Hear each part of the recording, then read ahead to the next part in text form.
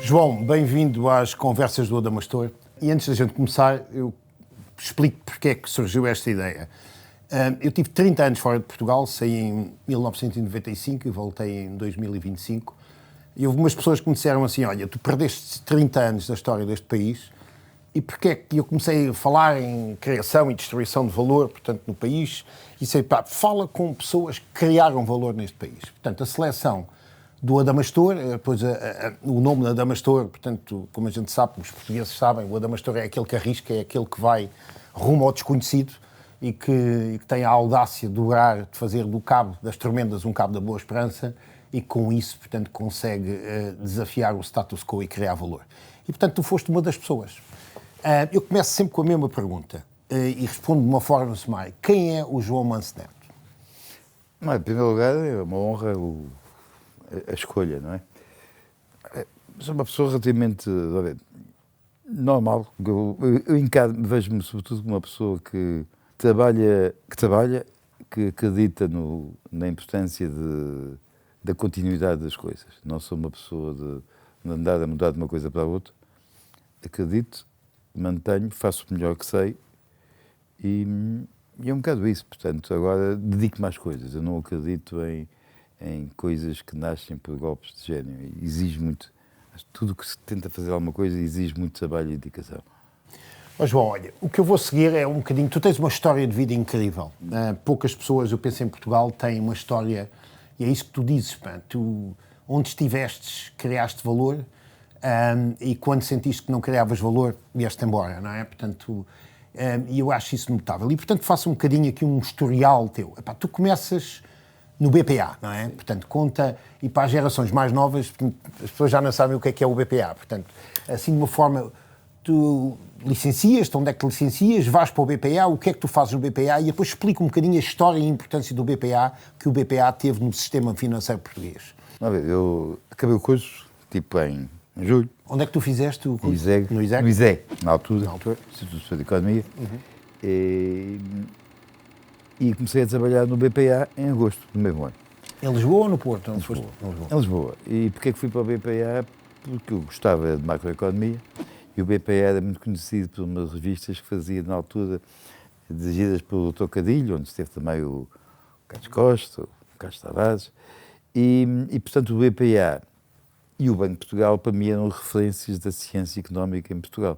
O BPA era o grande banco em Portugal, e depois, privado, não é? Depois, mais tarde, vinha a saber, ou melhor, depois comecei a saber isso. Mas quando eu entrei para lá, para mim a referência era ser a área de ciência económica, de macroeconomia, que é aquilo que eu gostava, que nunca fiz, mas era aquilo que eu gostava.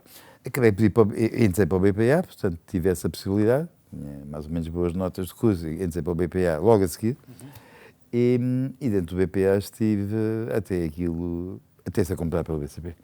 Era um grande banco, era um banco público, mas funcionava como qualquer banco privado, não é? Hoje em dia, não é? Não se distinguia, era um banco que tinha particularidades, mas que era um banco que dava cartas. Que dava cartas, tinha uma história de inovação muito grande. Já desde o tempo do Sr. Coubertino, que tinha feito aquilo, o banco a partir de praticamente nada, e, apesar da nacionalização, manteve-se como um banco extremamente forte, não tínhamos medo de nada. Era um banco que tinha uma postura internacional também importante, dentro daquilo que se podia fazer à altura. Hoje em dia a gente fala em controle de capitais, ninguém sabe o que é, mas eu ainda sou do tempo em que uma coisa era o escudo, outra coisa era o escudo. E portanto, o BPA era um banco que não tinha medo de nada. Eu tive a sorte de ter ido para a direção internacional, em que eu começava a fazer crédito internacional, analista de crédito internacional, no fundo, naquela altura dos euromercados, os bancos emprestavam dinheiro a tudo o que era sítio, não é? E aí a pessoa começa a aprender com os erros, por exemplo, com a primeira crise latino-americana, coisas extremamente interessantes, no princípio dos anos 80, e depois tive a sorte de estar na internacional, e quando Portugal se abre em termos de controle de capitais, a internacional, precisamente porque estava no Euroscudo, acabou por ser onde o banco começou a crescer no mercado financeiro liberalizado. Portanto, eu estava por muita sorte, no final dos anos 80, estava de facto no sítio mais interessante disto tudo e assistia a muita coisa interessante e participamos. João, depois há uma coisa para a nova geração, que tu és, portanto, vives essa coisa que é, na altura, em 95, há o takeover, não é? Portanto, a oferta do BCP, portanto, um banco mais pequeno, não é? Portanto, do BPA, a oferta do BCP ao BPA. Conta um bocadinho essa história e tu viveste-a por dentro, não é? Tu viveste como o target, portanto, conta que recordações é que tens dessa altura e que lições é que tiraste, portanto, desse takeover? O BPA era um banco de referência, com bons quadros, mas que tinha alguns problemas. Tinha um excelente presidente, que era o Dr. João Oliveira, que ainda é vivo, e era um excelente presidente, um tipo que sabia de banca como ninguém. Simplesmente era um banco que estava a ser minado por duas coisas. Um processo de privatização mal feito, em que, no fundo, se quis manter um poder de vários acionistas privados que não se entendiam, isto numa altura. Segundo, insuficientemente capitalizado, e depois com algumas rivalidades sul-norte. Ou seja, o BCP entra num banco que era não só maior, que em algumas coisas era melhor. O BCP fez a diferença em Portugal na área comercial do retalho, e fez. Mas de resto não. Pois. Nós, em algumas coisas, éramos... Eu sei, também sou parcial. E para mim, me ofereceram, mudou para ir para o BCP, nunca quis ir. O que eu gostava é daquilo que era um desafio. Tínhamos desvantagens relativas, porque tínhamos o Estado, não sei o quê, mas davam-nos força. O BPA, para nós, era muito forte nisso, mas tinha essas três debilidades. Uma privatização mal feita, que não se entendiam os acionistas, insuficiência de capitais, e depois uma rivalidade interna Lisboa-Porto que era nociva. E, portanto, o BCP, entre o Estado inicialmente, o Governo, que tinha um papel importante, e não queria, depois deu-me-lhes uma oportunidade, não se continuaram a se entender, e foram comprados pelo BCP. Eu que nunca tinha querido ir para o BCP, obviamente. Fostes comprado pelo BCP. Também pelo BCP. João, só uma coisa, porque os números, enfim, os números de hoje, portanto, a oferta é feita em 95, não é? Sim. E o valor, eu só estava depois foram 305 milhões de contos, portanto, para converter, é 1,5 bilhões, eu falo sempre em bilhões de euros. Mesmo aos números de hoje, estamos a falar de uma aquisição, portanto, com dimensão. Portanto, o BPA foi vendido por 1,5. E a história, é uma história interessante, porque é o que tu dizes, é rivalidades norte-sul. Lembras-te, havia o Belmiro de Azevedo de um lado e, portanto, havia o Jardim Gonçalves do outro lado e, portanto, ele conseguiu com aquela aliança BCP Grupo Mel, portanto, comprar o BPA e ainda houve ali umas resistências. Portanto, tu vais então parar ao BCP, como tu dizes, por aquisição, portanto, entras no BCP em 95, não é? Sim, quando o BCP comprou. Porque, curiosamente, eu entrei para o BPA pelas mãos do engenheiro Josinho. Isso eu não sabia. Isso é interessante. Conta lá essa história. Basicamente, naquela altura, em 1981, as pessoas, o mundo não é o que é hoje, não é? Havia dificuldades de emprego, embora eu tivesse boas notas, não havia tanto desemprego. E eu queria, como disse para aplicar, porque queria ir para o BPA. O banco. O banco. Mas, interessante, tinha já outro emprego de um professor meu, por acaso para o CTT. Sim. Mas eu queria ir ao BPA. Simplesmente, não podia estar desempregado, porque naquela altura nunca gostei de estar desempregado sem ter nada a fazer. E consegui arranjar uma entrevista no BPA e no Engenheiro Jardim. Mas conhecias o Engenheiro Jardim ou de todo não conhecias? Portanto, teste uma cunha, alguém conhecia? Sim, alguém conheceu, o senhor Engenheiro Jardim, o Engenheiro Jardim falou comigo. Sim. E deu luz verde para eu entrar. Até como é que ele, quando criou o BCP, depois não te vai buscar? Vai. Vai buscar, só que tu não quisias. Isso não sabia. Não quis ir por duas razões. Primeiro, porque eu gostava do BPA. E, sobretudo, sabe, quando vejo toda a gente a apoiar o novo banco privado, sim, eu sou da oposição. Eu fico onde estou. Isso revela. Diz muito sobre ti, João. Diz muito sobre ti. Quando saí do BPA, o meu administrador era um senhor genial, que já morreu, que é o Dr. Esteves da Silva. Um tipo genial. O pai do músico, que é o José Paulo Pedro Esteves da Silva. Sim. E eu fui convidado no primeiro dia e disse: precisava falar consigo. E disse: olha, e ele, o tipo disse, olhou para mim e disse: eu não lhe posso oferecer nada, mas confio na sua inteligência. E eu, naquele momento, decidi logo não ir. Epá, olha, essa história eu não conhecia, é interessante. Eu não sei se foi uma das razões que o engenheiro Jardim Gonçalves comprou o BPA para te buscar, mas de qualquer maneira.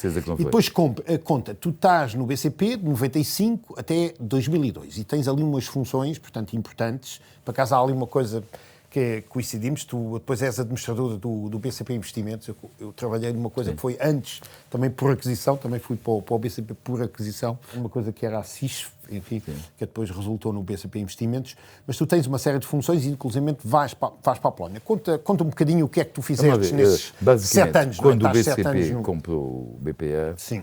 Portanto, convidou-me para gerir a parte financeira e portanto, que eram 2 bancos, tinha que funcionar comum. E, portanto, foi das primeiras coisas que fiz, foi gerir a parte financeira, basicamente tesouraria, câmbios, portanto, obrigações, tudo menos ações. E cada com um colega meu, e portanto, tudo o que tinha a ver com isso, tive, portanto, fundir estas 2 áreas, não é?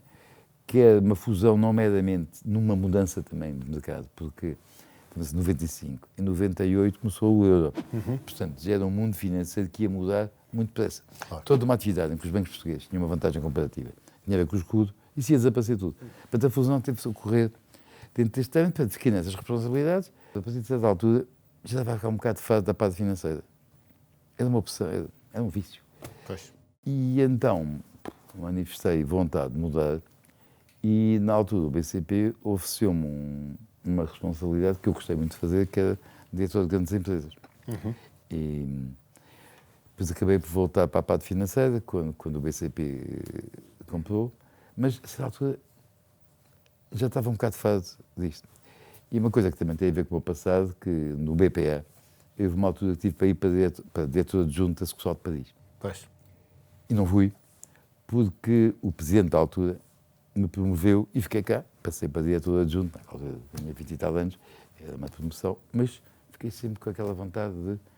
Gostava de estar no estrangeiro, ver outras coisas. E quando o BCP me convida para ir para a Polónia, quando o BCP tinha acabado de comprar, controlar o banco, Big Bank Danske, BBG, eu aceitei e tive 2 anos na Polónia e não tive mais tempo. Agora, não quero estender muito, mas é interessante que tu sais do BCP e agora conta uma história, saem 4 administradores, entre os quais, portanto, o João Talon, portanto, eu não tive nada a ver com isso. Tu não tiveste nada a ver com isso. Portanto, tu não sais porque os 4 administradores saíram, nada. Portanto, não és... Portanto, conta-me lá porque é que sais... Eu sei, por uma simples razão. Não é? O BCP tinha um excesso de quadros. Quando eu vim para a Polónia, perfeito. E, portanto, estive lá muito bem. Não tive mais tempo por razões familiares. Portanto, naquela altura tinha... O meu filho mais novo ia para a universidade, e portanto a minha mulher andava para trás e para diante, o rapaz tinha 17 anos, e tivemos que voltar para Portugal. Eu digo, voltar para Portugal, para um sítio onde eu acho que há gente a mais, e eu, a metade do dia, à vontade, faço o meu trabalho todo. E não me apeteceu. Não me apeteceu.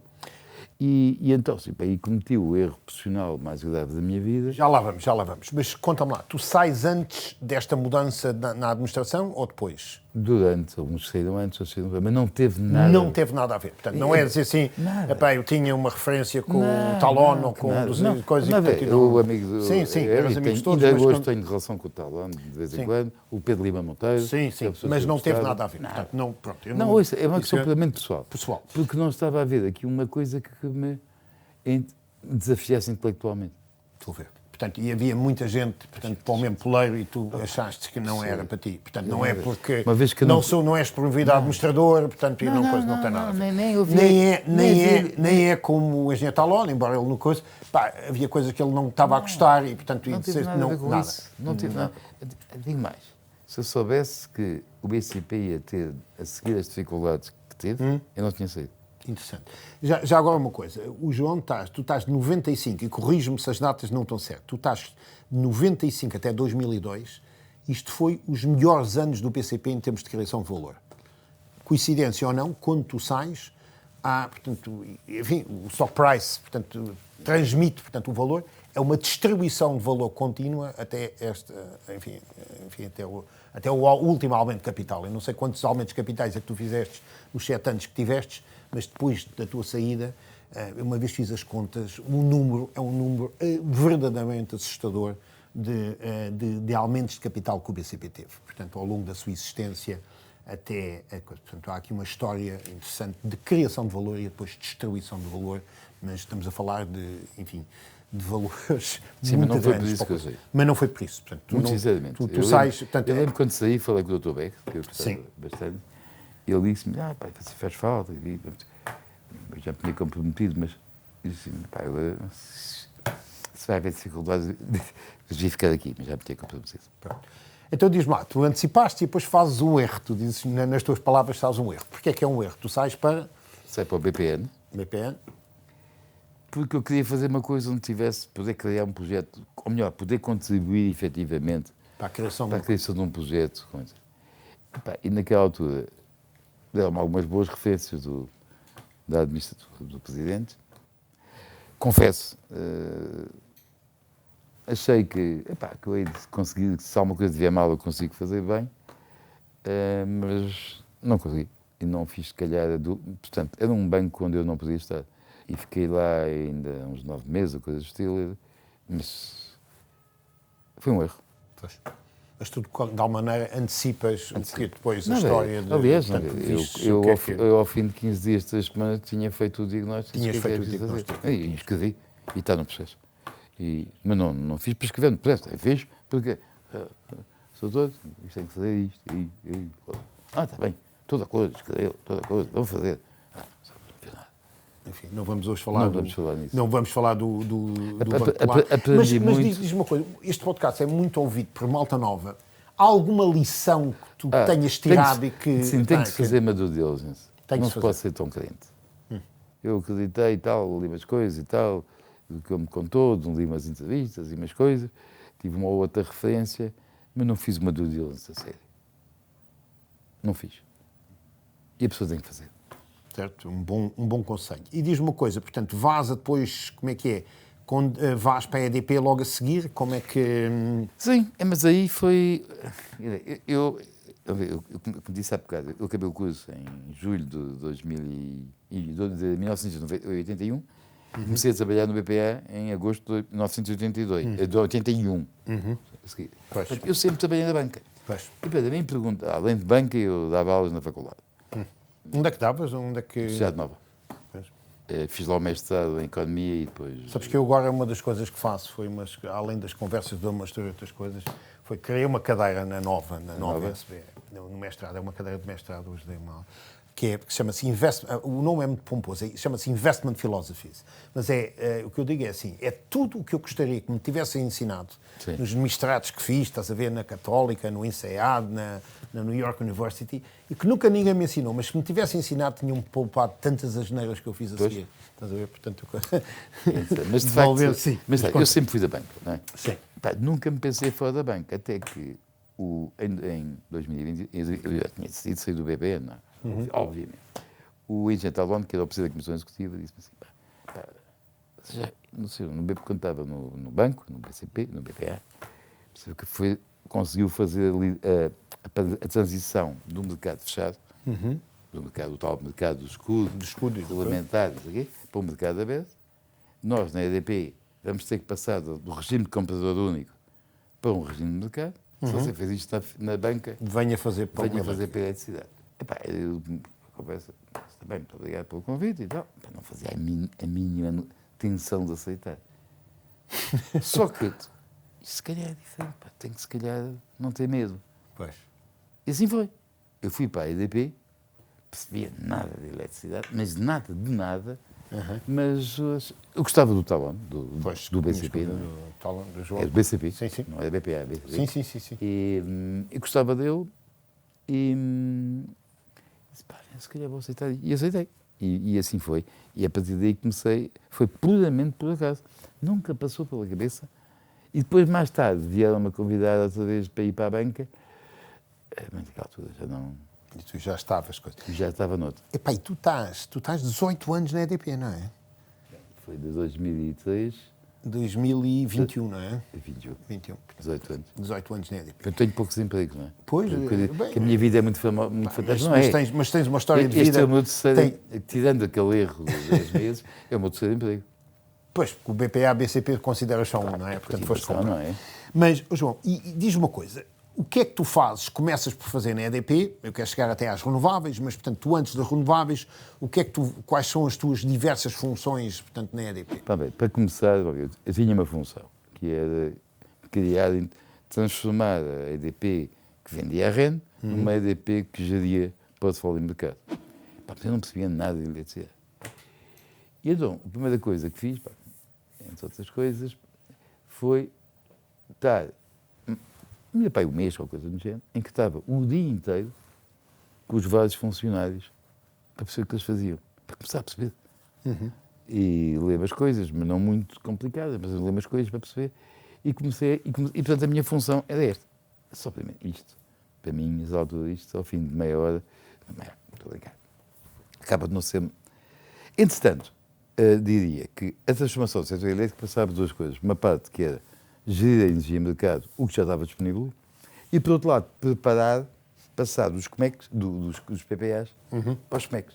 Pois. E havia uma equipa a funcionar nisto. Explica só um bocadinho para as pessoas o que é o PPA e o que é que funcionava a eletricidade. A EDP produzia, tinha como função objetivo maximizar a produção e a eficiência, e vendia a rede, através de contratos de longo prazo, com um preço fixo. Havia que acabar com esses contratos e substituí-los por um regime de mercado. Simplesmente, esses contratos eram extremamente rentáveis para a EDP. Claro. Portanto, havia que negociar também umas contrapartidas contratuais. E havia um grupo de trabalho a tratar disto na EDP. Simplesmente, além da parte, digamos, técnica, que eles sabiam tudo e mais alguma coisa, também havia uma parte financeira que era importante. Claro. Que tinha a ver, na altura, quis fazer uma securitização, preparar isto tudo. E então, naquela altura, o administrador financeiro da EDP, que era o Rui Horta e Costa, disse: que me conhecia da banca, disse: você é que vai fazer isto.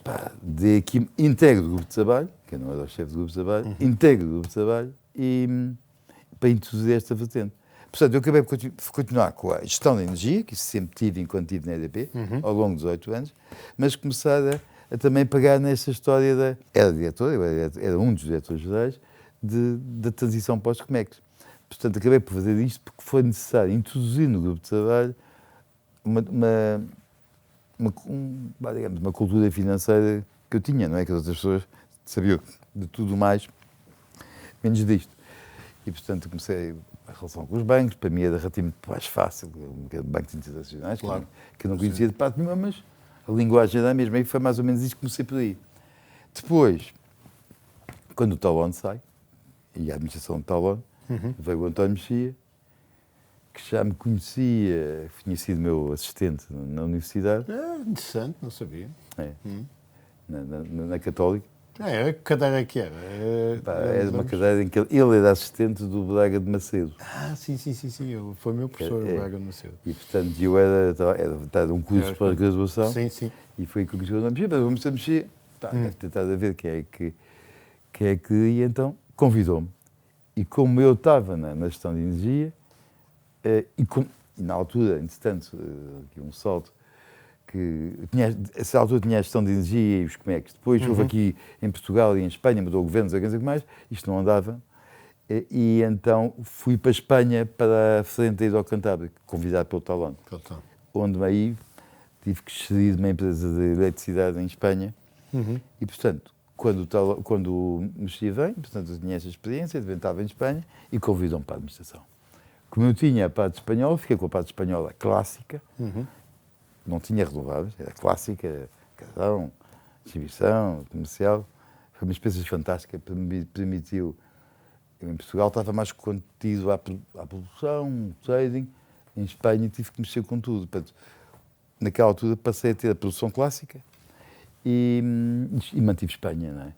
que era uma unidade autónoma, e fiquei lá, e o gás. Eu agora vou fazer um salto e agora começamos a falar de criação de valor em números grandes, que é o salto para a EDP Renováveis.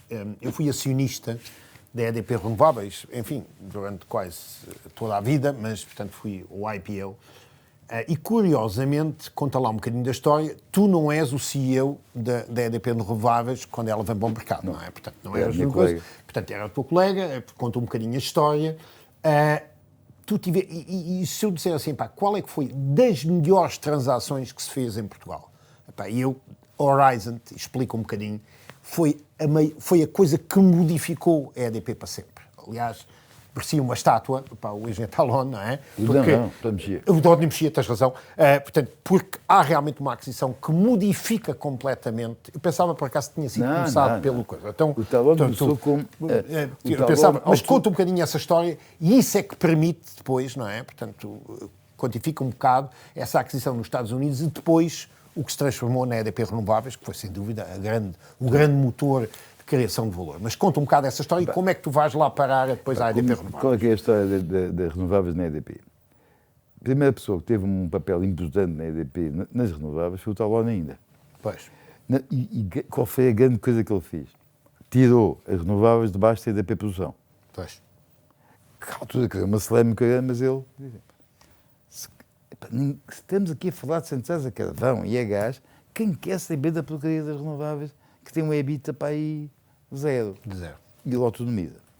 Quando nós entramos na administração, já sob a gestão com a liderança do António Mexia, deve-se discutir o plano de estratégia e coisa a conclusão que a área de crescimento da EDP é nas renováveis. Agora, as renováveis já tínhamos que deixar de pensar só em Portugal. E começou-se a pensar, começou a fazer umas coisinhas em França, mas claramente estudar-se várias hipóteses. O grande mercado é os Estados Unidos. E aí, acho que tivemos o Conselho um papel importante, todos nós, e eu também. Não fui a pessoa mais importante, mas antes foi o António Mexia, claramente, e o Nuno Alves tem um papel muito importante, que é o CFO. O CFO, porque há CFOs.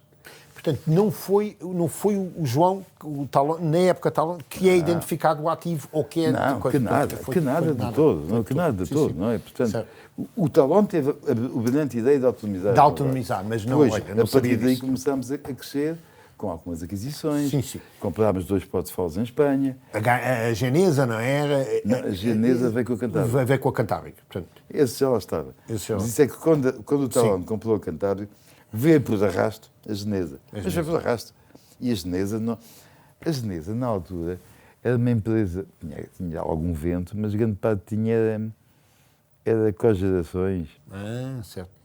E a Neo em Portugal foi nessa altura? A Neo já resulta da fusão de vários... É do tempo do... Assim, é do tempo... A criação da Neo é uma junção de empresas pequeninas que havia em Portugal, que depois deu origem às EDP Renováveis. Pois. Mas, portanto, o que importa aqui, o Talon começou, comprou-se uma coisa ou outra pequenina, com o António Mexia começámos a comprar portfólios de maior dimensão, em Espanha e entramos em França, mas é tudo pequenote. Então fizemos uma análise do mercado e chegou-se à conclusão que os Estados Unidos eram o mercado. O tiro tinha que ser daqui. O Goldman Sachs estava a vender aquilo. Acho que a ideia que eu tenho é que nós entramos a meio do processo, tivemos uma grande sorte. É que a Iberdrola tinha comprado, creio eu, a Scottish Power, não sei o quê. Exato. A Endesa estava paralisada com a história da Enel e das óperas e contra-óperas. E nós entramos.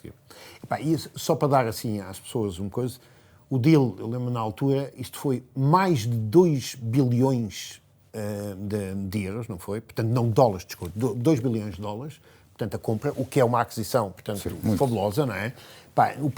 O pipeline era 9.000 megawatts, não era? Portanto, um pipeline, portanto, e um pipeline para ir por 15 estados americanos, portanto, era uma aquisição em todas as medidas, comprar a Goldman Sachs, uma empresa portuguesa, portanto, entrar para os Estados Unidos, portanto, passando um cheque, não é? Mas mais de 2 mil milhões de dólares foi ousado, não é? E fazem isso sem levantar capital na EDP, não é? Sem levantar capital na EDP. Mas obtivemos financiamento, eu creio, agora confesso que de repente está-me a passar se levantamos capital, se não levantamos. Agora, obtivemos financiamentos a tempo, chegámos a levantar capital, que isso tanto conseguimos arranjar o financiamento a tempo. Agora confesso que isto é factual e já Pois, não me lembro. eu já não lembro. Embora toda a gente diz que tu tens uma memória de elefante. Mas é que eu não geria esta... Sei, eu sei. Então, mas conta lá, como é que tu vais parar depois, portanto, a EDP? Simplesmente, a EDP Renováveis não estava a dar aquilo que o mercado esperava.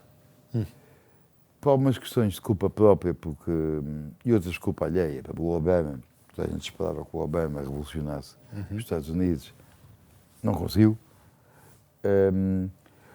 E pelo contrário, houve uma grande mudança no mercado americano que foi o seguinte, foi o shale gas. Se você não tem aqui noção, a eletricidade era muito cara nos Estados Unidos. Explica só às pessoas o que é o shale gas, que permitiu a independência energética dos Estados Unidos. E o preço? Não, os Estados Unidos eram importador de gás. E, portanto, os preços de eletricidade, estavam ligados ao gás e ao carvão, eram caros. Porque os Estados Unidos eram importador de gás. Os Estados Unidos estava a fazer centrais de gasificação. E, portanto, na altura. Importava o gás. Até que se descobre o shale gas. O que é o shale gas? É uma maneira diferente, muito mais rápida de extrair gás. Em vez de ser o gás, faz um furo, faz um furo lateral e aquilo rebenta. Faz uma explosão. Que é muito criticável ambientalmente, mas que os Estados Unidos fazem. Na Europa é proibido. Claro. Para que saiba. Mas, portanto, a descoberta do shale gas transforma os Estados Unidos num exportador de gás. O que é que isto significa para a eletricidade? Uma queda brutal dos preços. De onde inviabiliza muitos projetos renováveis. Portanto, a Horizon tinha uma perspectiva de crescimento brutal que, no final da primeira década do século, não se verificou. A EDP faz um investimento gigante naquilo e aquilo não estava a dar. Porque continuávamos a aguentar com Portugal e Espanha, fundamentalmente, a cash flow, mas os Estados Unidos não estava a dar. E, às vezes, as pessoas não têm... E, portanto, não estava a dar. O mercado, as ações não reagiram mal. Tiveram ainda um soprozinho positivo quando foi de Fukushima, mas depois voltaram a cair. Exatamente.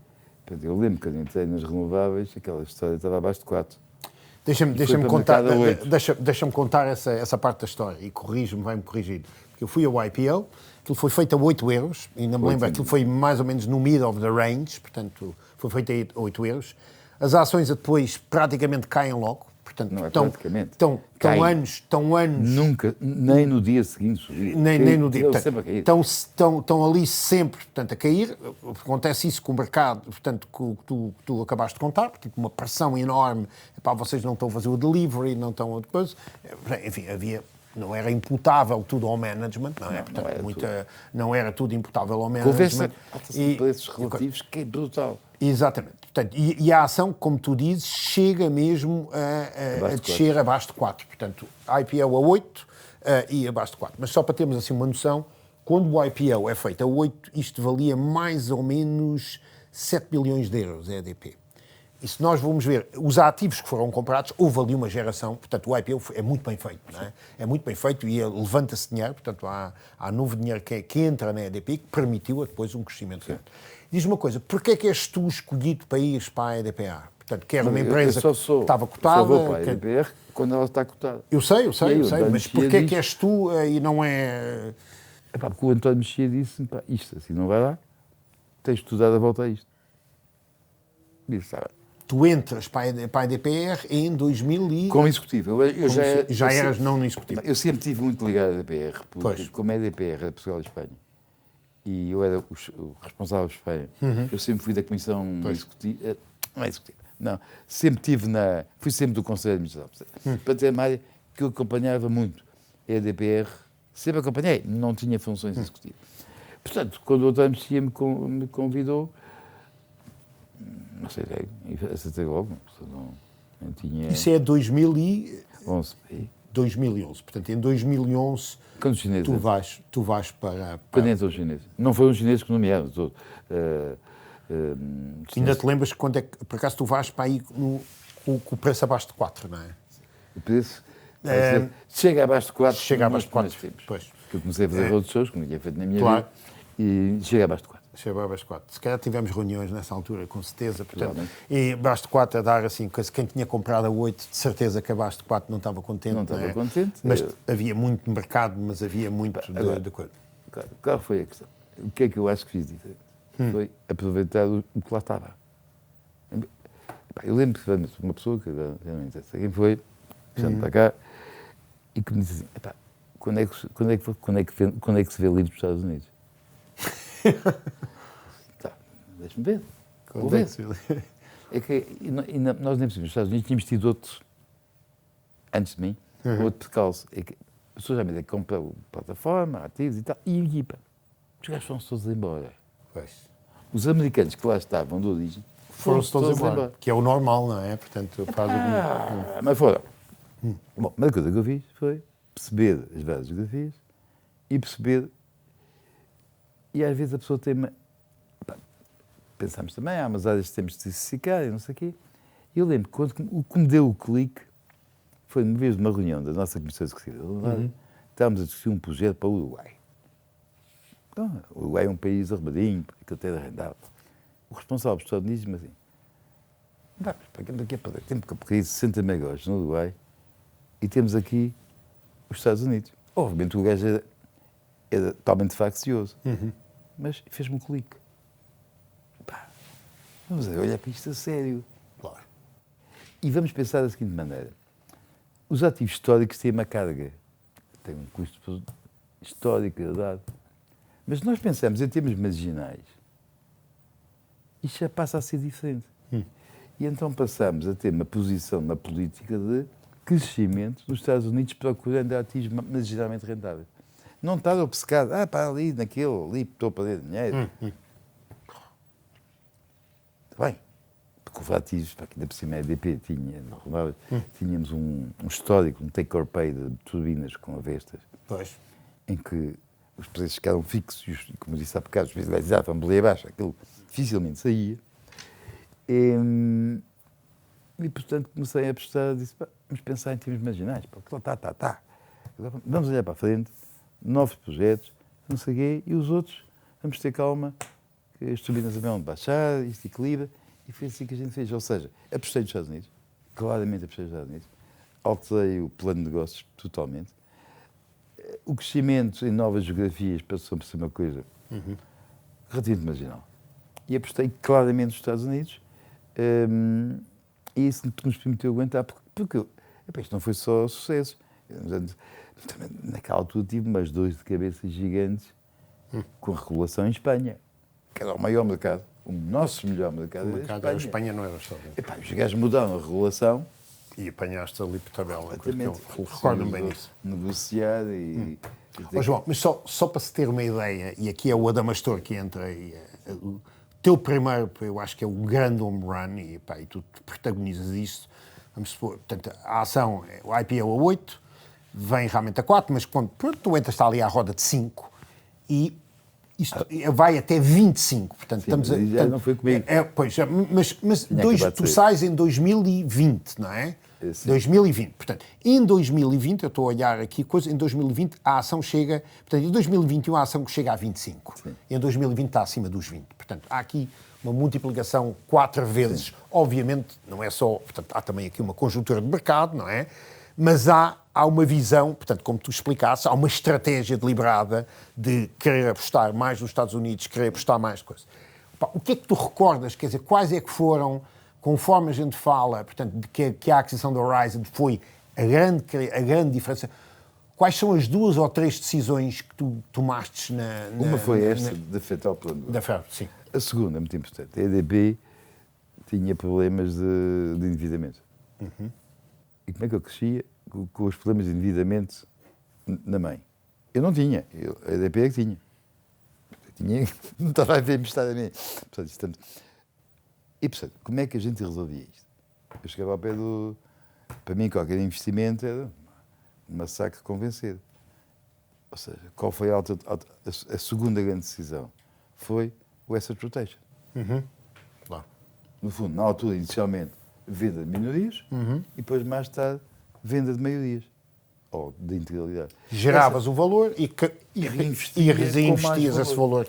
E, portanto, isto foi um conceito que eu tive dificuldade em passar dentro da EDP. Explica lá, porque a expertise não era realmente gerir os ativos, era conseguir toda a cadeia, gerir também tinha, mas se não tivesse pessoas capazes de gerir os ativos, a ter a operação, a construir bem e barato, não havia mais valias que claro. Se aquilo fosse, preciso que eu diga, vocês, às vezes as pessoas manejam, somos os melhores, não são nada, vocês fazem muito bem, executam muito bem, porque já mas se não tiverem os ativos em condições, isto não existe, não é?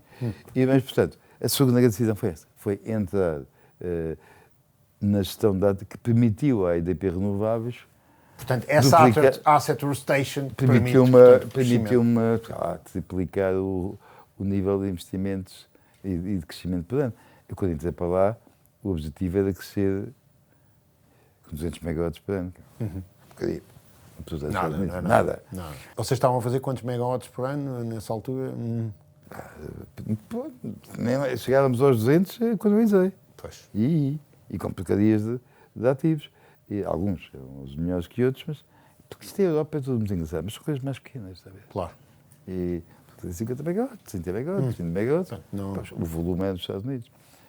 E depois também comecei com um bocadinho mais de confiança a prestar um bocado mais no Brasil.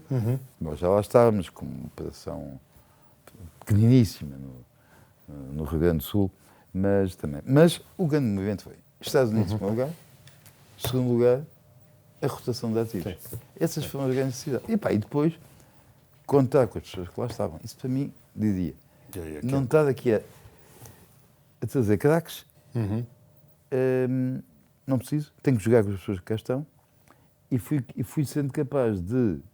Houve pessoas que saíram por mérito próprio, uns porque quiseram sair da EDP, outros foram para a administração da EDP, e consegui ir dando oportunidade às pessoas da casa para todas as oportunidades que houve. Portanto, eu não fui buscar ninguém de fora para lugares para fazer coisas. Agora vamos dar o salto. Porquê é que tu sais da EDP Renováveis e o que é que sais? Porquê é que sais? Não saí porque quis, não. Não saíste porque quiseste? Não. Eu saí por causa do processo dos comecos. E a história da questão de valor, eu acho que também queria valor com os comecos. Com os comecos? Sinceramente. Aliás, as pessoas da EDP clássica diziam, mas como é que você em 6 meses foi capaz de fazer isto? Demorou 10 anos a negociar no passado. Não complico. Mas, portanto, houve o processo dos comecos, que é perfeitamente infame, em que, no fundo, eu sou acusado. Eu, o António Mexia e eu próprio, somos acusados de ter defraudado o Estado, ter comprado demasiado barato uma coisa, que quando, de facto, primeiro, o esquadro jurídico foi tudo feito no tempo do Talão, e do Carlos Tavares, e do governo anterior, não foi do governo do Pinho, primeiro e segundo. Segundo, os preços contratados foram validados pela Comissão Europeia, e isto não é validado numa conferência de café, não, está publicado no Diário Oficial, e com base nisto, apesar de tudo, somos acusados disso. Mas por esta razão, eu tive que sair da EDP. João, há alguma coisa que te arrependes que tenhas feito durante a administração, nos tempos que tiveste na administração da EDP? Todos nós cometemos. Sim, mas há assim alguma coisa grande que digas assim, termos estratégicos, uma decisão que foi menos boa ou há uma lição que... Não, só que, como digo, comete sempre erros, sei lá. Coisas que se calhar fiz demais. Antes da EDP Renováveis, eu tive a área da produção clássica. E fizemos um montão de barragens. Pois. Algumas não teria feito hoje. Porque não fomos, se calhar, não fizemos as análises financeiras adequadas. Era preciso fazer. Isto, a água há de sempre dar dinheiro. Não é bem assim. Mas eu diria... Olha, mas posso partilhar contigo como acionista da EDP? Enfim, fui e não fui. Houve uma decisão para mim que me custou muito, que foi a venda das barragens à ENGIE. Isso é depois? É depois. Essa venda eu nunca percebi estrategicamente, portanto, porque é que essa venda foi feita. E hoje, quando faço as contas, enfim, é fácil fazer as contas depois, mas realmente vê-se que aí foi uma distribuição de valor. Portanto, ter vendido aquelas, foram 5 barragens, não foi? Portanto, a ENGIE, foram uma coisa, enfim, não sei. O endividamento da EDP... Eu sei que foi para pagar a dívida, mas... Sem dúvida. Mas havia... Pois há aqui uma de azar, às vezes há sorte, às vezes há azar. E neste caso, o momento para venda foi a concretização, o closing é para aí em 2020, 2021. Já tinha saído quando foi o closing. E em 22 começa a guerra Claro. da Ucrânia e da Rússia. Os preços por naqueles subiram. Portanto, Engie e o sindicato, é uma questão também de time. Se foi bem, se foi mal, foi daquelas coisas discutidas há muito tempo, mas a EDP tinha uma dívida muito pesada. Pois, houve a dívida. Eu no outro dia fiz umas contas com a Engie, eu acho que aquilo vale pelo menos mais 50% do que a Engie comprou. Aos preços de hoje, sim. Aos preços de hoje. Bem, mas vamos dar o salto para... Aos preços de hoje. Sim, mas e a EDP nesse tempo, não, enfim, desde essa venda, portanto, enfim, sabes o que é que aconteceu, não estamos aqui a falar, sim, para falar coisa. Mas, agora, o salto para a Greenvolt. E aqui é que eu acho notável que define uma pessoa. Tu tinhas um package para ir para a reforma, não era? Portanto, conta um bocadinho disso. E porquê é que decides começar tudo do zero, ou praticamente do zero, com a Greenvolt? Eu tinha um acordo de não compete, não era? Sinceramente, tive muitas dúvidas em sinal. Tiveste muitas dúvidas? Imensas dúvidas. Imensas dúvidas. E, porque ainda por cima eu era funcionário da EDP. Entrei como diretor-geral. Pois. Portanto, tinhas uma reforma dourada, não é? Portanto, tinha um package. Umas packages. Mas tive a maior das dúvidas. A maior das dúvidas. Acabei por assinar, mas não estava convencido. Não estava convencido. Até porque naquela altura ainda menos. Ir para casa sem fazer nada, não estava para ir, não apetecia. Bom, acabei por assinar aquilo porque uma segurança, mas não estava convencido. Portanto, quando o engenheiro Paulo Fernandes me convida para ficar uma empresa de renováveis, eu gostei. E cheguei a acordo com ele muito rapidamente. Disse, Paulo, temos aqui só que acordar 1 ou 2 pontos. Um é o meu caso do meu processo que continua vivo, como é, confiança, não confiança. A segunda é, vocês são todos os mesmos, que ele conhecia-o bem, ou o João Borges Oliveira pior. Preciso ter um bocado de confiança e preciso que vocês validem, deixem-me pensar um bocadinho, validem a estratégia que eu propus. E eles validaram-me, deram-me todo o apoio. A eles só lhes posso agradecer, porque estas coisas, quando a pessoa tem estas coisas, os compliance e tal, isso é terrível. Ninguém vai ver a substância. Claro, para isso os headlines. É para isso é suficiente. Claro. E eles não pensaram, quer saber, sempre toda a confiança em si. Portanto, portanto, como eu disse, eu tive que sair, não me interessava nada, o non-compete. Portanto, eu não só deixei de receber, como devolvi que já tinha recebido. Pois. João, e depois é absolutamente notável, isto sou eu que digo, tu entras, portanto, explico um bocadinho o que era a origem, e aqui também participei, portanto, tive, a felicidade de participar, não tanto como eu queria, mas na Greenvolt, o IPO da Greenvolt. Tu entras para a Greenvolt, salvo erro, em março de 2021, não é? E o IPO em julho. Isto é absolutamente notável. Como é que tu consegues, ou como é que, de ativos, explica um bocado como é que vocês vão para o mercado. Vamos lá ver. Uma das coisas que pedi foi, eu quero escolher os Açores. Os Açores era a equipa legal e o banco. As coisas que fiz, eu não percebi nada, eu nunca tinha feito. Porque eu não tinha estado na IPO da EDP. Tu não tinha estado como não. E, portanto... tinhas uma experiência de mercado para sim, mas digam-me lá, os timings quais são para isto ser cotado? Vamos dizer, portanto, isto é factível tecnicamente em julho.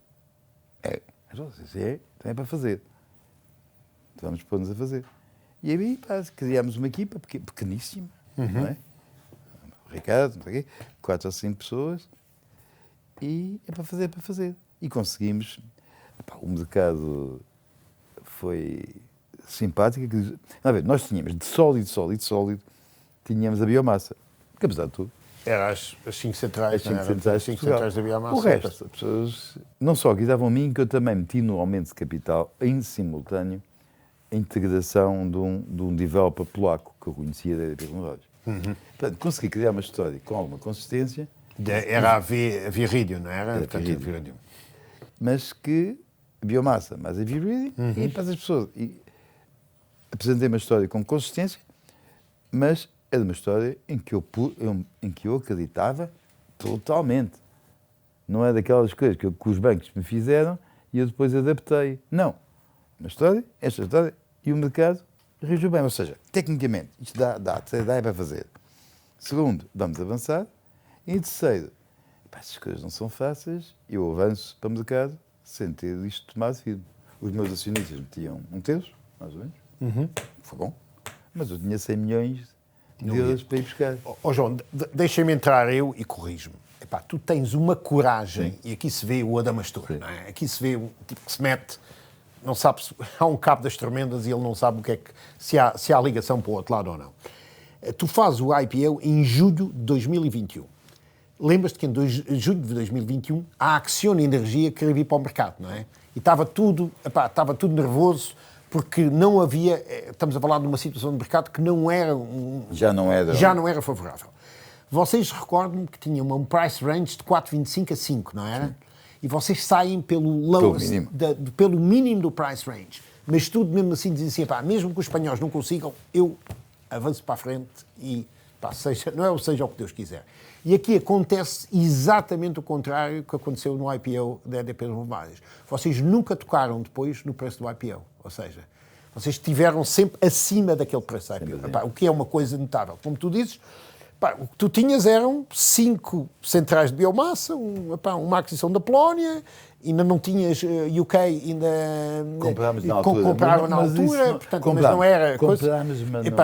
Isso até houve investidores que não gostavam. Pronto. E houve ali uma criação de valor absolutamente notável, não é? Portanto, conta-me um bocadinho a história, portanto, quais são os marcos ali de criação de valor na Greenvolt. Logo que fiz o IPO, com sucesso, comecei a arranjar uma equipa consistente. E arranjei pessoas de muita qualidade, não é? Isso foi importante. E começámos a fazer compras. A Viridium, demos algum folga àquilo, porque aquilo é uma empresa, um developer, mas não tinha capacidade financeira para mais nada. E comecei a apostar no crescimento daquilo, na biomassa, através da aquisição no Reino Unido. Mas, portanto, a partir daqui foi implementado o plano. Mas não implementado de uma maneira cega. E a pessoa tem que sempre a ver para onde é que vai o mercado. E houve uma grande mudança de um ano para o outro. Quando nós fizemos o IPO, tínhamos a noção que a maior parte das vendas do tal asset rotation, não é? Porque no IPO, o segundo pilar, ou seja, o Viridium, a ideia é desenvolver para vender. Como um bocado tinha feito na EDP. Simplesmente, tínhamos pensado que as pessoas que conseguimos vender isto em ready to build. Não é verdade? Com as autorizações. O mercado veio-me demonstrar rapidamente que eu tinha que construir. Isso leva-me a que logo no ano seguinte tenha que fazer um aumento de capital. Mas aí fui muito transparente com o mercado. Sim, eu lembro. 100 milhões, não foi? Tu levantaste 100 milhões. Mais 100 milhões. E, portanto, consegui ir buscar bónus, mas mantive a consistência, mas ia ajustando. Comecei a meter baterias. Em 2021, quem é que falava em baterias? Os investidores, sim. Já apresentámos ao mercado que tínhamos 1.400 megawatts, que não é conversa, já vendemos 400 e temos 400 a acabar e mais 600, mas estamos a construir. Portanto, começámos a meter baterias, começámos a não investir tanto no solar, mas, portanto, tem sido crescer. O nível de rentabilidade do ano passado já foi um bocadinho melhor, nem sempre corre como a nossa rentabilidade é um bocado volátil, e os investidores têm percebido, têm percebido isso, mas é isso, no fundo, é definir uma estratégia, não andar a mudar a estratégia de 5 em 5 minutos, mas ir ajustando. Ir ajustando a estratégia. E transparência. Para mim, transparência é fundamental. Exatamente, isso sempre tiveste uma grande transparência e agora, eu vou dar aqui um salto, e só para meter números, que é, depois tens a aquisição, a OPA, portanto, pelo KKR, portanto, só para meter uns números, o IPO é feito a 4,25 e tu és adquirido a 8,3. Portanto, há aqui quase 90 e tal %, portanto, de coisa. Em números absolutos, e corrijo-me, João, mas tu fazes o IPO com 450 milhões, vais levantar mais 100 milhões, sim, portanto, 550, e vendes a empresa por 1,35 bi. Sim, portanto, acho que dá para aí 750 milhões, portanto, de diferença, o que é absolutamente notável. Porquê é que tu vendes? Quem vendeu não fui eu. Pois, mas porquê é que os teus acionistas, mas certamente, portanto, tu tiveste um a minha papel, opinião, porquê é acho que sim, porquê é que vendes e porquê é que não continuas no mercado? Por essa razão financeira, parece uma tecnicalidade, mas não é. Vender em ready to build, ou melhor, com as associações, ou construir e vender, é um mundo. É um capeco todo pelo meio. Eu precisava de financiamento para isto. E não podia financiar isto só com dívida. Por duas razões. Primeiro, porque é dívida. Segundo, porque o mercado de credores em Portugal é um mercado relativamente pequeno. Mas como mercado... E eu não tinha maneira de aumentar o capital. Eu não conseguia aumentar o capital porque os acionistas não queriam diluir as famílias. Não podia. O aumento da dívida estava limitado. Eu já tinha emitido 350 milhões de bónus. Eu precisava de ter retalho em Portugal. Eu precisava de ter Então, alguém... Porquê é que não podias fazer por asset rotation, um mix de asset rotation e mais... Mas para eu fazer o asset rotation tinha que ter os ativos construídos, porque não os tinha. Quer dizer, a nossa estratégia de crescimento não se basou na compra de ativos, basou-se na compra de projetos mais ou menos avançados. Portanto, em 2022, 23, 24, é que eu começo a precisar do dinheiro para a CAPEX. E eu tinha que arranjar alguém, das duas uma, ou parava e vendia, punha-me a um nível mais baixo e fazia aquilo que podia, ou, se queria manter e acentuar o crescimento, precisava ter um acionista com outro músculo. E aí que aparece a KKR. Que, sim senhor, depois é KKR, além do dinheiro, 1,2 mil milhões que pagou aos outros acionistas, já meteu em dinheiro de fresco, converteu 200 milhões, Pois. E já meteu em dinheiro fresco 400 milhões de... Só para explicar isto que o João está a dizer, portanto, eles quando entram a KKR não entra logo, eles entram com um convertible, não é? Que depois convertem, portanto... Depois de consolidado. Depois de consolidado, portanto, é a coisa. Depois de consolidado. Mas, João, aí fala o investidor. Eu gostaria que este mercado em Portugal tivesse muito mais empresas cotadas para que os portugueses pudessem participar nessa criação, nessa geração de valor. Portanto, há aqui um bias meu e tenho sempre muita pena. Enfim, eu era o maior acionista individual, ou representava da Simpor, e fui vilipendiado, ou os meus acionistas foram vilipendiados pela Simpor, e aquilo serviu-me de lição, portanto, como é que, de distribuição de valor, e portanto, como é que uma empresa que estava ali a criar e com uma história muito interessante, retirada do mercado de uma forma, portanto, absolutamente, enfim, injusta para os acionistas minoritários, como eu representava. E, portanto, tenho sempre pena que em Portugal não haja mais essas histórias, portanto, muitas histórias como a tua, da Greenvolt, sejam retiradas do mercado. Enfim, eu percebo. Percebo porquê e, portanto, e já alguma coisa com a Luz Saúde também, portanto, é outra empresa, portanto, em que era acionista e que vi com alguma coisa. E a razão é sempre esta, preciso de capital. Mas não era possível, quando eu olho para a Espanha, tu tens em Espanha as Solárias, as Green Energies, continuam cotadas, não é? Sim. E, portanto, não é possível uma estratégia, um mix de ir buscar novos acionistas de referência, fazer um asset rotation, mas continuar no mercado. Mas é que os meus acionistas não queriam diluir por causa da história da Participation Exemption. Eles eram 5 famílias, cada um com 10%. E eles não queriam baixar de 10%. E não queriam pôr mais capital. Certo. Portanto, a equação é impossível. É impossível. Portanto, é uma questão de diluição. É impossível. É que... Tomar eu. E não havia possibilidade de passar por uma holding que participasse ou que coisa, portanto era complexo. Não é? Portanto, eu só tinha... Não tinhas outro. Perguntou assim, se eu gostava de estar no mercado. Gostava. Gostava de estar no mercado. Tenho algum medo de falar com os investidores? Nenhum.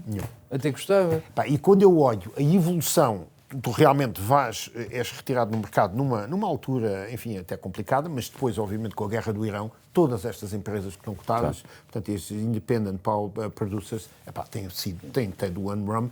Eu não tenho dúvida nenhuma que se tu hoje estivesses cotado, tinhas uma avaliação muito superior aos 8.3. É possível. Não tenho dúvida nenhuma. Portanto, se calhar terias feito algum aumento de capital, portanto, pelo meio, mas não tenho dúvida nenhuma que tinhas uma história de criação de valor muito maior. Só por noção. Os bancos portugueses e espanhóis aqui restabelecidos são impecáveis, têm-nos apoiado sempre e tudo mais. Mas têm limites. Com o KKR, além do capital que eles meteram, eles viabilizaram uma linha de 400 milhões de bancos internacionais. 400 milhões. onde é que eu vou buscar 400 milhões sem ter pertencer a um grupo KKR? É impossível. E agora explica-me uma coisa. O KKR, para quem não sabe, portanto, o KKR é um dos grandes 3 private equities. Eles têm isto num fundo, eu não sei qual é que é o fundo, para aí o 4, não é? Uma coisa assim. É uma coisa de 17 bilhões. Sim. É um fundo, como o João está a dizer, 17 bilhões, e tem depois empresas em Cavis, por exemplo, na Alemanha, que eles estão a comprar. Não é deste fundo, é de outro. É de outro fundo. Mas, portanto, está tudo, isto aqui são os senhores hoje, donos de... Eles têm muita coisa, não sei se também neste fundo que eles compraram a Total Energies, e, portanto, tem uma série de ativos de coisas. Como é que é? Há algumas sinergias por estar, ou vocês são totalmente independentes? Quer dizer, totalmente independentes. Totalmente independentes. Portanto, tu não falas com outras empresas porque são detidas por... Se pudermos colaborar em alguma coisa, pontualmente sim. Sim, pontualmente. Mas, tem mais, eles apresentaram, vai, de vez em quando, porque é uma coisa qualquer, posso perguntar. Mas são coisas diferentes e segmentos diferentes. Nós cobrimos esta área de desenvolvimento, além de termos a biomassa, desenvolvimento e venda. Portanto, temos aqui uma atividade de mais risco em Cavis, portanto, também é uma empresa que trabalha com ativos só operativos. Menos risco, menos rentabilidade. Portanto, são... Mas eles depois também têm outros developers como vocês, não é? Poucos. Depois tem uma empresa como a Contour Global, que tem térmica e renovável. Mas as empresas são geridas separadas. São geridas separadas. O que eles também participaram, recordo-me, também na Ação Energia, a Ação Energia, não? Em Espanha tomar uma cota. No passado, não sei. Pronto. Mas o que é interessante aqui, e obviamente, quem é que são os acionistas destes fundos? São depois fundos de pensões, não é? Fundos de pensões internacionais. Portanto, no fundo, é uma riqueza que está assim criada aqui por vós, não é? Portanto, não é só em Portugal, obviamente. Portanto, vocês são uma empresa global e aqui não vamos estender-nos, portanto, nos países em que vocês estão e a estratégia, porque isso há muita gente que o faça, portanto, mas não tem aqui cabimento, mas o interessante é que quem vai beneficiar disso não são os portugueses, mais uma vez, não é? Portanto, temos aqui... Sim, geras emprego e coisas, mas... E emprego qualificado de dia... Não. Agora, não tenho dúvida nenhuma que tu serás vendido por este fundo, um dia mais tarde, a um valor muito superior àquele que foste comprado. E, portanto, a companhia, não eu, mas a companhia. A companhia, portanto, e coisa. João, como é que tu vês, quer dizer, vês-te aqui até à venda, ou o que é que... Qual é que são os teus novos desafios? Os meus contratos não têm nada a ver com a venda. Não tem nada. Portanto, estarei aqui enquanto as pessoas quiserem que eu esteja e eu quero estar. Tu tens um mandato até 2027, não é? Sim, 27 ou 28, sim. Acho que é 27, final de 27. Mas, portanto... Eu tenho que ter visões de longo prazo, mas não giro com base no que é que acontece a 27, sei lá. O que eu tenho é que em cada momento tomar as decisões adequadas e a companhia vai mais que eu. João, olha, foi um prazer. Foi um prazer falar contigo. Tu realmente tens uma história de vida notável. Desculpa, isto sou eu a falar, portanto não és tu. Tens uma história de vida notável e o que eu retenho é assim, primeiro, és uma pessoa, como tu dizes, não gostas de andar a mudar, mas as circunstâncias fazem e tu estás porque gostas dos desafios. E realmente tu saíres do BCP para um desafio, olha, foi um desafio que não correu bem, mas é como, os adamastores são assim, nem tudo corre bem, não é? A gente quando toma decisões, muitas vezes, portanto, as decisões são mal tomadas, mas nunca desistires.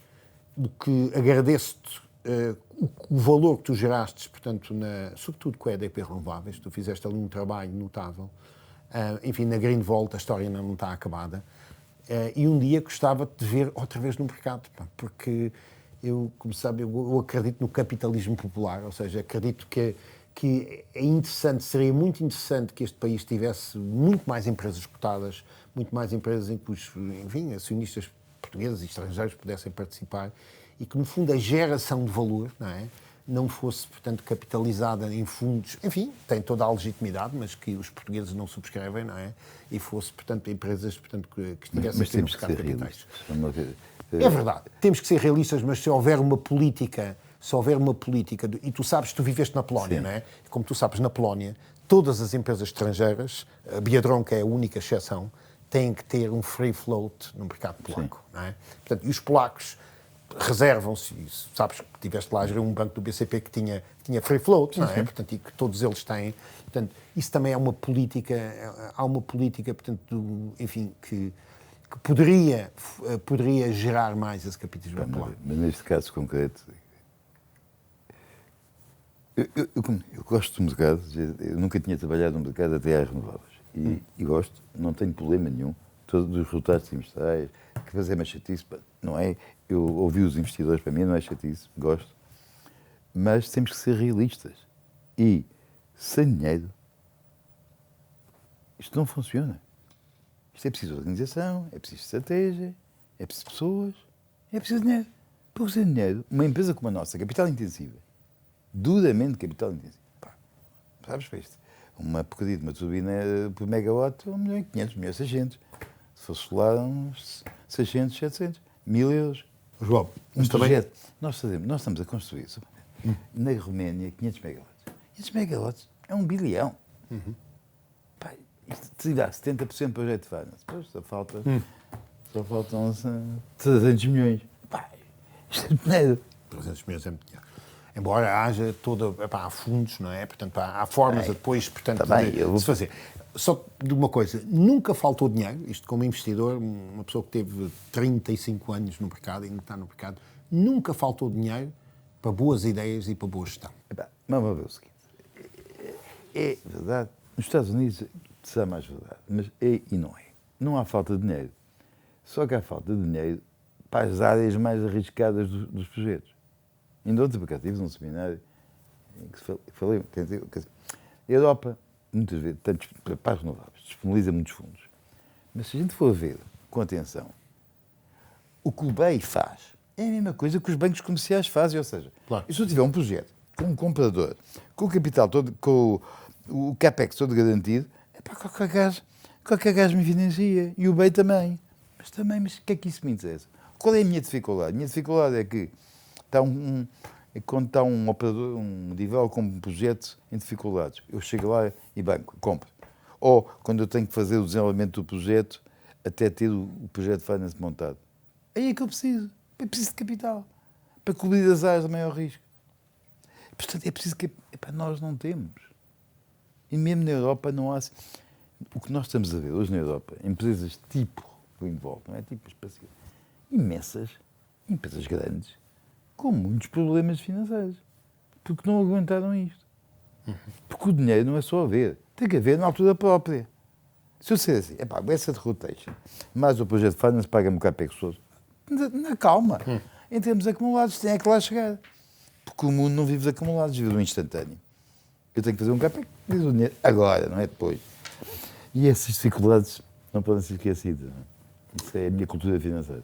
É verdade, mas o que é certo é que as solárias, as green energies, portanto, ainda há empresas cotadas, a própria Acciona, portanto, estão cotadas e portanto, são outras. E tinha base ativos. Exatamente. Eu, se tivesse energia renováveis, também não precisava, mais ou menos, mais ativos, menos ativos. Agora, nós estamos a nascer. Sim. Não tinha ativos para dar de garantia.